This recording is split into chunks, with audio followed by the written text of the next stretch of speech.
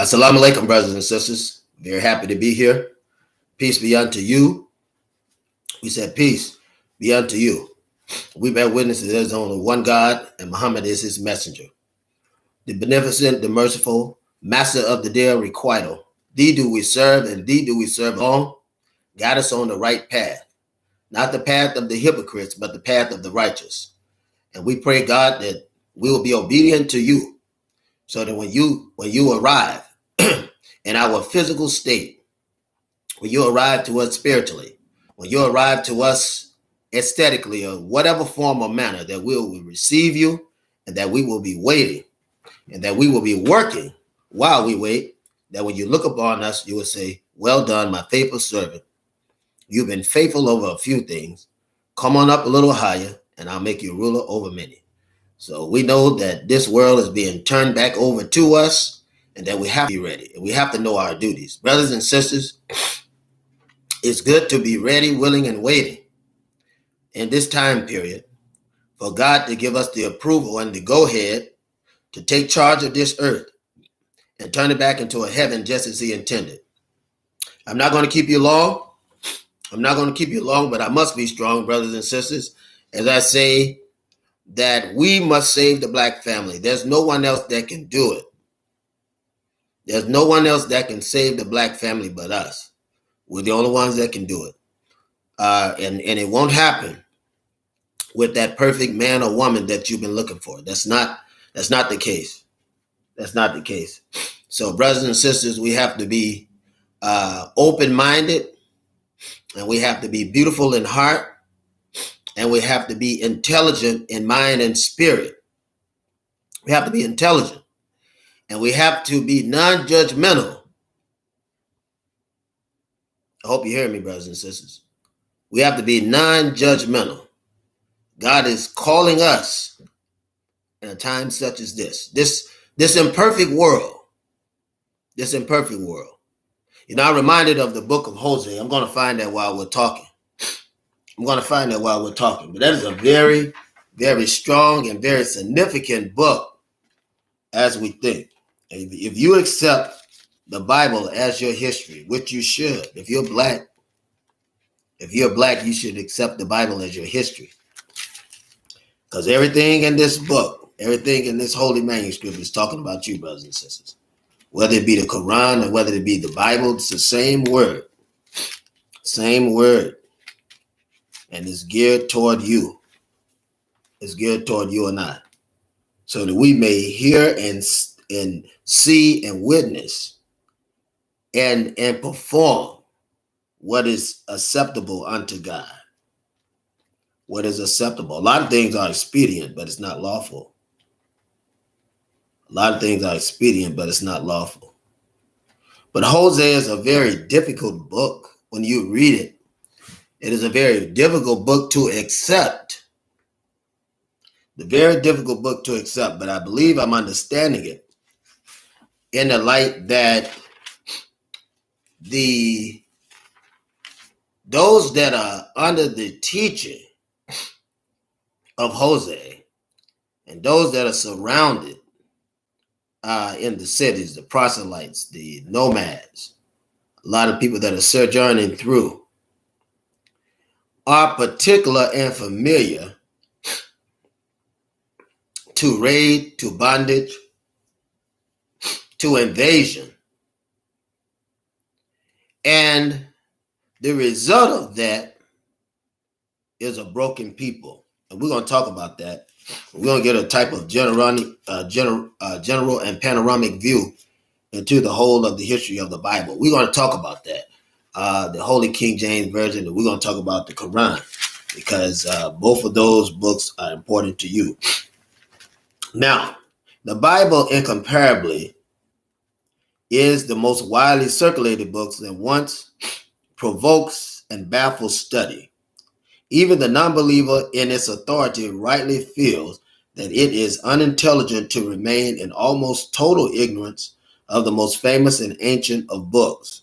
And yet, most even of sincere believers soon retire from any serious effort to master the contents of the sacred writings. The reason is not far to seek. It is found in the fact that no particular portion of the scripture is to be intelligently comprehended apart from some conception of its place in the whole. For the Bible story and the message is like a picture wrought out in mosaic. Each book, chapter, verse, even words form a necessary part and has its own appointed place. It is therefore indispensable to any interesting and fruitful study of the Bible that a general knowledge of it be gained. The Bible is one book. 7 great marks attest to the unity. From Genesis, the Bible bears witness of one God. Wherever he speaks or acts, he is consistent with himself and with the total revelation concerning him. The Bible forms one continuous story, the story of humanity in relation to God. And we have to remember that, brothers. Whatever humanity is going through, that the Bible is a record of war and conquest, and the social effects and psychological development of those that were in bondage, in war, in conquest, and have come out the other side. There's no people on this earth that better fits this equation than the black men around the globe, because we are the oppressed. The prophets, the teachers, and the leaders of science, they all come from Africa. The psychologists that are trying to reason through theological perspective are the priests, and who also have the understanding of medicines. Is that right or wrong? That are for good, for healing. Then we read that, excuse me, brothers and sisters. Then we read that the prophets understand that art of healing and even medicines are for healing. This is spoken in the book of Hosea. That's what we're going to read. There's an extra element that is given. One is patience and emotion. Patience to understand the cycle of God and to be obedient, and the emotions. In other words, not to be emotional in making decisions, right? Because it often gets us in trouble. We want to talk about Hosea because of this title and question that we had today. We have a question. Question today. Only the black man can save us. And this is to the black man. Would you reject a son that you've raised due to new evidence from DNA? Would you reject that son?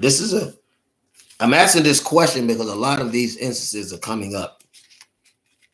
A lot of instances are coming up in the black community where women have been unfaithful and infidelic. Men have been too, but men can carry children. Women are normally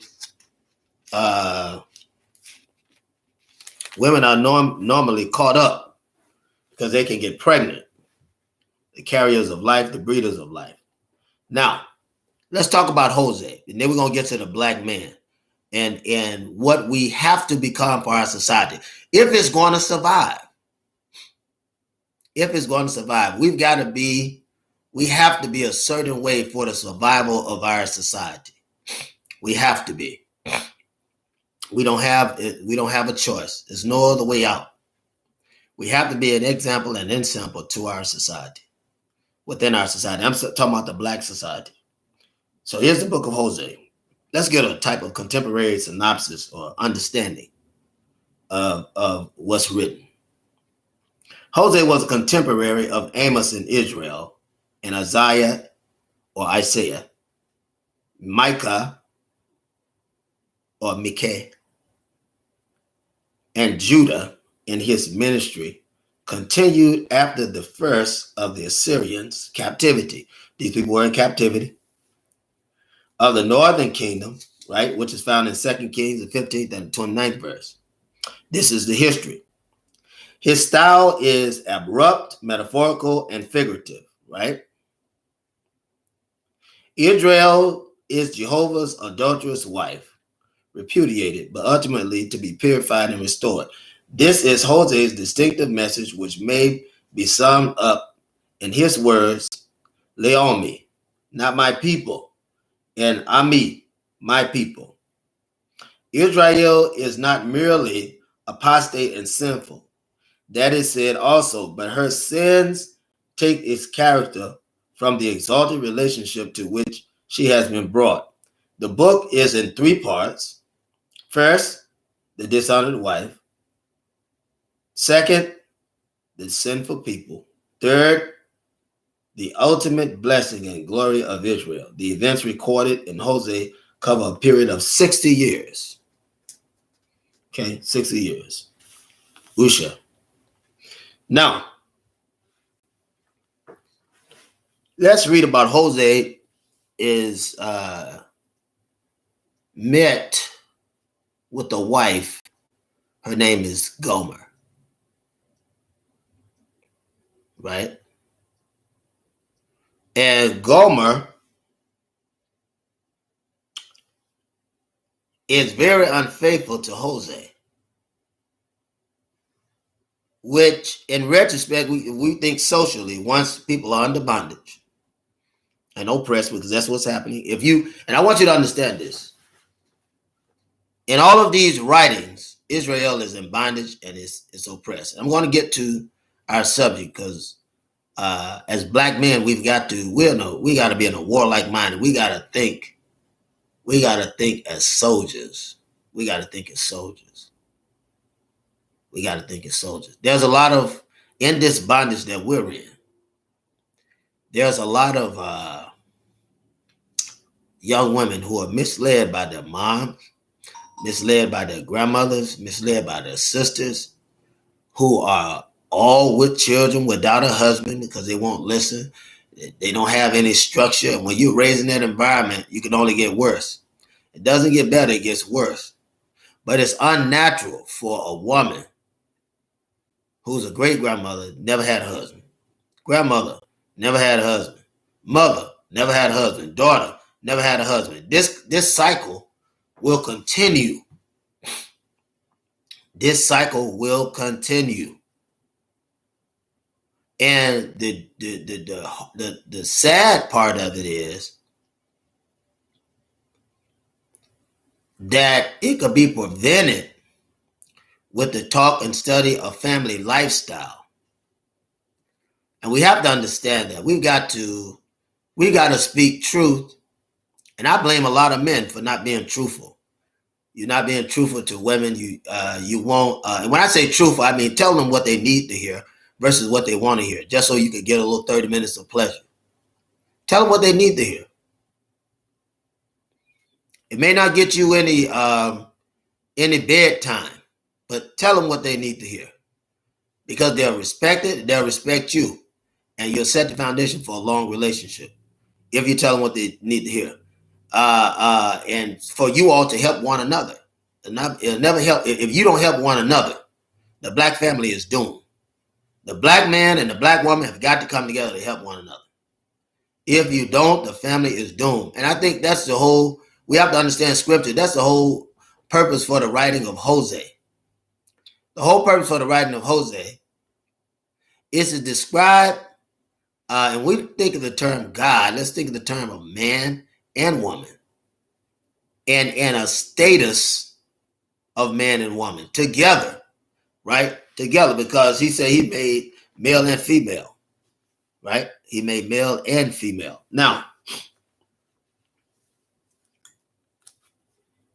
let's read the book of Hosea. Then we're going to go back to giving some explanation and understanding, because this is something that you need to know. You have to know it. If there are those of you that didn't have parents to raise you, male and female, you cannot go into a relationship and know what's expected of you. And you can't be blamed to know if the truth hasn't come to you. But it's poisonous and I'm talking to the older women and the older men, it's poisonous for you If you didn't have proper training to try to guide somebody young, right, to have power, exercise power over one another, tell young women to exercise power over men, or tell men to exercise power over young women, this is not the right way. And it's not natural. Not natural for a woman to raise children alone. This is not natural. This is not natural. And it also defrauds the children. Children need to know their fathers. Children need to have a father image in life. They need to have a male figure to be able to depend on. Right? So you have to think of the children. We have to think of the coming generations, because they'll be here when we leave. We got to think of them. We have to think of them. Now, I believe that's why the book of Hosea was written. So we're going to read a little bit of this for some understanding. Chapter 1. Israel, Jehovah dishonored wife and repudiated, but to be restored. The word of the Lord came unto Hosea, the son of Beeri, in the days of Uzziah, Jotham, Ahaz, and Hezekiah, kings of Judah, in the days of Jeroboam, the son of Joash, king of Israel. The beginning of the word of the Lord by Hosea. And the Lord said to Hosea, go take unto thee a wife of whoredom and children of whoredom, for the land had committed great whoredom, departing from the Lord. So he went and took Gomer, that was his wife's name, new wife, Gomer, the daughter of Diblaim, which conceived and bare him a son. And the Lord said unto him, call his name Jezreel, for yet a little while, and I will avenge the blood of Jezreel upon the house of Jehu, and will cause to cease the kingdom of the house of Israel. And it shall come to pass at that day that I will break the bow or bow of Israel in the valley of Jezreel. Not the real Israel, right? I mean, not the fake Israel. This is not for the fake Israel. This is the real Israel. He's going to bring the real Israel back to him, because you know that those over in Palestine now, right, who are being bombed are the lineage of the true Israelites. You and I are the lineage of the true blood of God from Ishmael and Esau, right? So he's talking about the real Israel. Don't think of that Israel over there where the fake Israelites are. He's not talking about them. He's talking about us, and he's talking about us for a reason. I just want to read this to you and explain it as we go. And she conceived again and bare a daughter. And God said unto him, call her name Lo-Ruhamah, for I will no more have mercy upon the house of Israel, but I will utterly take them away. But I will have mercy upon the house of Judah, and will save them by the Lord their God, and will not save them by bow, nor sword, nor by battle, by horses, nor by horsemen. Listen to this, brothers and sisters. It's talking about us in our day. God's going to deliver us, but we have to be a certain type of people to garner the weakest of our vessels, pour them to us, and be an example. We have to be an example. We have to be an example of what we want, an example of what we seek, an example of who we would like to be, who we want to marry. We got to be an example, an example. Don't worry about them. You be the example. Now, when she had weaned Lo-Ruhamah, she conceived and bare a son. Then said God, call his name Lo-Ami, for ye are not my people, and I will not be your God. Understand this. Yet the number of the children of Israel shall be as the sand of the sea, which cannot be measured nor numbered. And it shall come to pass that in the place where it was said unto them, ye are not my people, there it shall be said unto them, ye are the sons of the living God. Then shall the children of Judah and the children of Israel be gathered together, and appoint themselves one head, and they shall come up out of the land, for great shall be the day of Jezreel. Say ye unto the brethren Ami, and to your sister Ramah, Plead with your mother, plead, for she is not my wife, neither am I her husband. Let her therefore put away her whoredom out of her sight, and her adulteries from between her breasts, lest I strip her naked and set her as in the day that she was born, and make her as a wilderness, and set her like a dry land, and slay her with thirst. And I will not have mercy upon her children, for they be the children of whoredom. For their mother had played the harlot. She had conceived them, had done shamefully. For she said, I will go after my lovers, and give me my bread, my water, and my wool, my flax, my oil, and my drink. Therefore, behold, I will hedge up the way with thorns, and make a wall that she find not her path. And she shall follow after her lovers, but she shall not overtake them, and she shall seek, but shall not find them. And they shall say, I will go and return. And she then shall say, I will go and return to my husband, for then it was better for me than now. For she did not know that I gave her corn, wine, and oil, and multiplied her silver and gold, which they prepared for Baal. Therefore will I return and take away my corn in the time thereof, and my wine in the season thereof, and will recover my wool and my flax given to cover her nakedness. And now I will discover her lewdness in the sight of her lovers, and none shall deliver her out of mine hand. And I will also cause all her myrrh to cease, her feast days, her moons, her Sabbath, and all solemn feasts. And I will destroy her vines and her fig trees, whereof she had said, these are my rewards that my lovers have given me, and I will make them a forest, and the beasts of the field shall eat them. And I will visit upon her the days of Balaam, wherein she burned incense to them. She decked herself with earrings and her jewels, and she went after lovers and forgave me, save the Lord. So this example of harlotry, in other words, something that's learned, was something that's learned. And because there were no teachers in the land. In other words, when I said teachers, I mean no one practicing. She was from the land of whoredom. In other words, it was common for her to be sinister in sex. In other words, to have a purpose, to use it for a certain purpose, but not for love. And to produce children to get things, not necessarily because she was in love, right? The black woman, right? The explanation of the black woman is explained in these scriptures. It's explained. The grandmother has failed them. The mother has failed them. The great-grandmother has failed them. The great-great-grandmother has failed them. Why? Because they themselves had not the training to enter into a relationship toward marriage. They just entered into a relationship. Many just enter into a relationship. There's no form of love, concern, deep affection. Many of them hoard their daughters out. And it's sad. It's sad. You can't blame the black woman of today when she's had nothing but bad examples in front of her. Now, I'm not giving her a pass to keep doing wrong, because it's the brother's duty.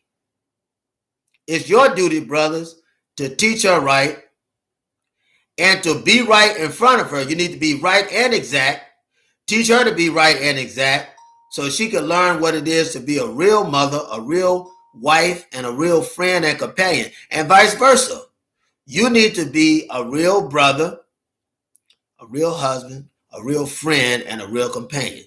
And you can't do that if you haven't had training either. Because this writing suggests that neither the woman nor the man had any real training.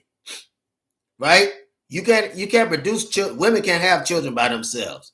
It needs to be a man to produce those children. Now, if it says the land is going toward whoredom, then that means that there are men that don't have examples and women that don't have examples. What's happening to our world today? What's happening to us? We lack the examples of yesterday, right? Not all of us, but many of us. And those of us that know are not taking out time to teach those that don't know. So if that's the case, we can't blame them. Do you understand what I'm saying, brothers and sisters? If that's the case, we can't blame them. We can't blame them if we're not willing to teach them. And this is where religion comes in. This is where the church comes in. It has to be an example of righteousness, an example of holiness, an example of apostate living, an example of apostolic teaching. It has to be what's expected of us, how we should be, how we should hold ourselves. It has to be, brothers and sisters. It has to be. If we can't do that and we don't do it, there's no help for us. We have to learn how to do that. And if the black woman is suffering, black man, you're suffering too. If she's suffering, you're suffering too. You're in it because she is the life giver in the black community. Now let's keep reading. Let's keep reading. Therefore, behold, let me see. Is this right? Yes. Therefore, behold, I will allure her and bring her into the wilderness and speak comfortably unto her. Speak comfortably unto her. I will give her the vineyards from thence, the valley of Achor for the door of hope, and she shall sing there. And in the days of her youth, as in the day when she came up out of the land of Egypt. Let's talk about us, brothers and sisters. It shall be at that day, saith the Lord, that thou shalt call me Ishi, right? And shall call me no more Bali. For I will take away the names of Balaam out of thy mouth, and they shall no more be remembered by their name. And in that day I will make a covenant with them, with the beasts of the field, and with the fowls of the heaven, with the creeping things of the ground. I will break the bow and the sword and the battle out of the earth, and will make them to lie down safely. And I will betroth thee unto me. In other words, with proper living, I'm going to bring you back. See, black people walked away from God. We walked away from God. God has said, I'm going to bring you back. All of this stuff that's going on with Trump and all that stuff, God is going to bring us back. Right? So we can live a righteous life. But we have to grab not just some of us, but all of us. All of us. He wants to bring all of us back safely. Right? And retune us, right?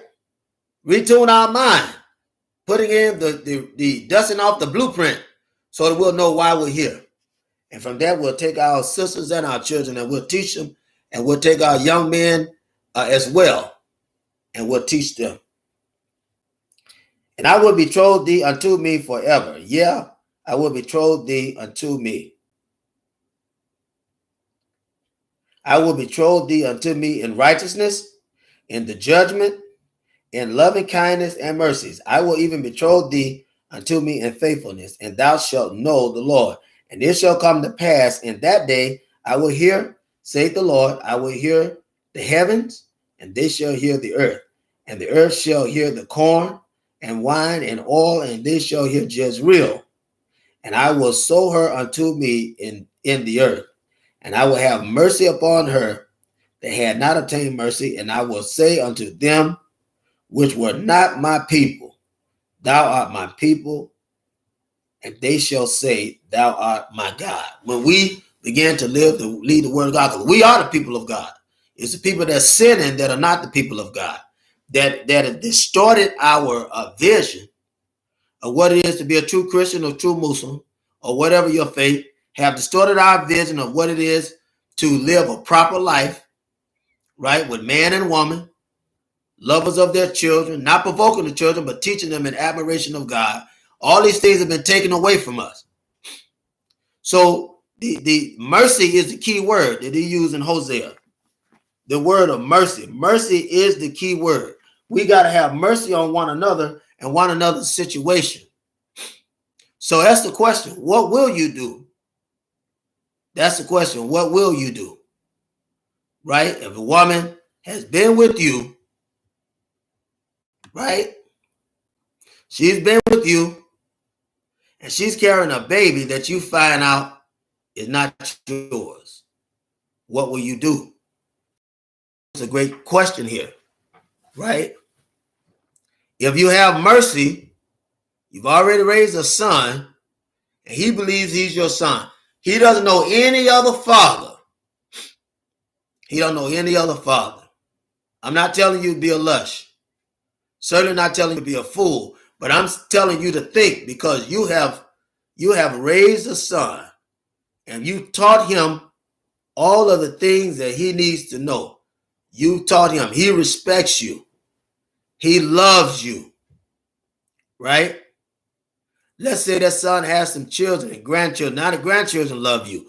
Are you willing to destroy that one life to avenge a woman who may or may not be faithful? She could be the most evil woman in the world. But that son, though, he loves you. He respects you. Are you willing to destroy his life of his children, which could be a beautiful, beautiful lineage for you? I'm just asking, brothers and sisters. Because when you love a nation, you'll be willing to do whatever you have to do to sacrifice for that nation. Nothing in life is perfect. Nothing in life is perfect. But this is a great question. I want you to toy with this question now, because this is so much of it happening in our world. So much of it is happening. And I want you to toy with that. I want you to toy with that question. What would you do? That's a heavy question. I won't blame you for your answer, but I certainly want you to put it down. I won't blame you for whatever your answer is. I won't blame you. But that is a heavy question. That's a very heavy question, right? I had a guy on the street say, that's deep. That's deep. So what would you do? What would you do? You raise a son. You raise a son that you believe was yours, and you love him very much. And you get a DNA test. Doctors find out and gave you a DNA test, say that son's not yours. What would you do? You said, maybe there was a mistake in the hospital. I said, no mistake. No mistake. We know who the father is. It's not you. What would you do? It's a good question. What would you do? So, brothers and sisters, we will be faced with these issues. Should a man throw away the son that he's raised, right, for geneticism? Should he destroy that life because of what the mother has done? Or should he continue to be a good father and a good example for that son?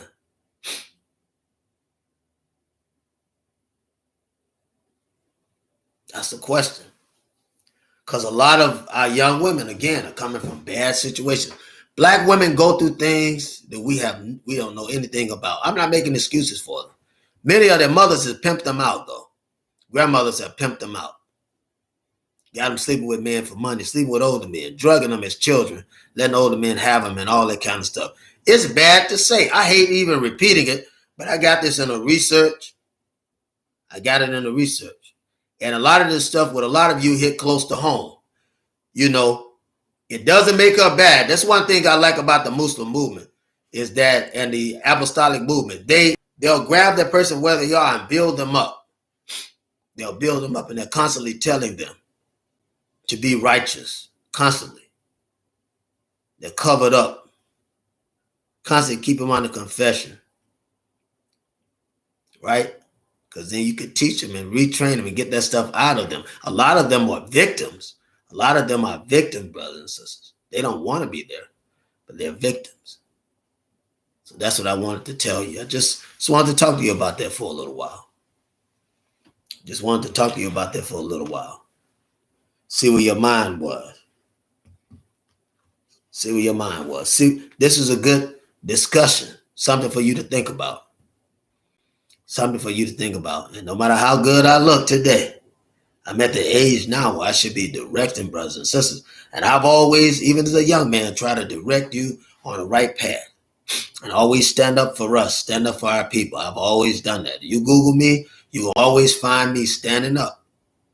And I stand up for what I believed in and what's good for our people. I believe everything was justified. The standing up was. I believe that. But more than anything else, I believe I was doing my best. When you learn better, you do better. But I believe then everything I did was needed. So I did it. But what would you do? Sisters, what would you do if you was carrying a baby and you didn't tell your husband? Do you think that's fair to him? Do you think that's fair to him? Do you think it's fair? Put that in there. Sisters, excuse me. Do you think it's fair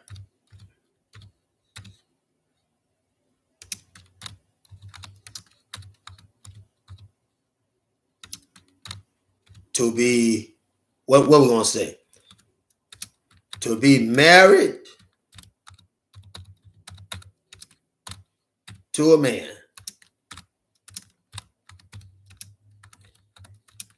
and carrying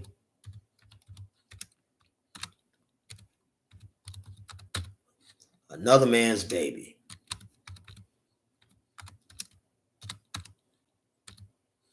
That's a good question.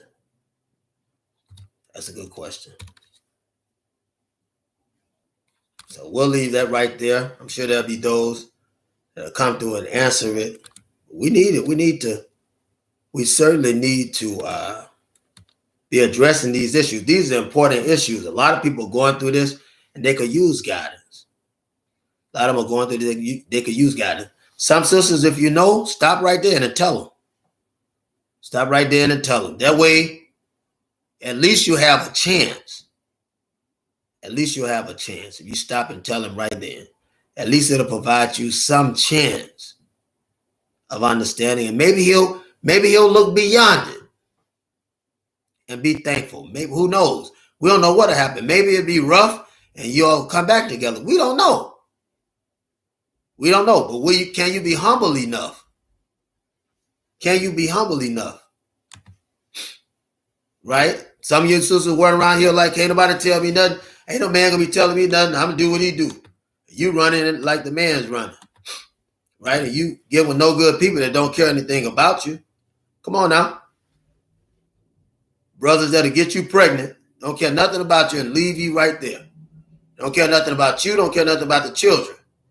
Why do you have to get 35, 36, 37, 38, 39, 40 years old to learn that? Why? The men are just using you. Is your self-esteem that low? You're that damaged? Yes, that's the truth. Your self-esteem is that low and you are that damaged. And that's why it's happening. That's true. But together, the black man and black woman can build each other up. You can build each other up. And loving yourself doesn't mean ripping somebody else down. It's not what it means. And let me tell you this. A lot of family members, a lot of friends will see you doing good. You got something they could never have. You got something they could never have. They've always mistreated you, always talked about you, always run you down. They'll never give you good advice. They're not going to give you good advice when you got a good man or a good woman. They're not going to give you good advice. You be out of your mind to listen to them. You in a relationship with somebody, you and that person in the relationship, work it out. Work it out. Work it out. It's too late to say, oh, I ain't worried about it. I mean, you got children. You got children.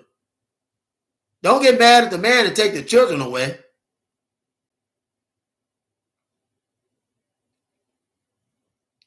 Just trying to make you think, brothers and sisters. Just trying to make you think. Love ye one another. Do right. Do righteous. Be righteous. You can't tell nobody about being righteous or try to give them healing or anything like that if you're not willing to work through your own issues. It doesn't happen. It doesn't happen. Okay?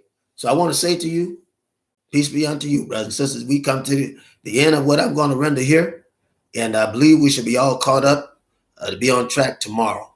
Tune in with us. Please do. Some of you may get it late, but tune in, and I want to hear what you got to say. God bless you, brothers and sisters. God keep you. Be in the peace of God, that peace that surpasses human understanding. Be at peace with God and be at the peace of God. These things we pray. We pray these things. You can call on Jesus. You can call on Yeshua. You can call on Muhammad. Whoever you want to call. Whoever you want to call.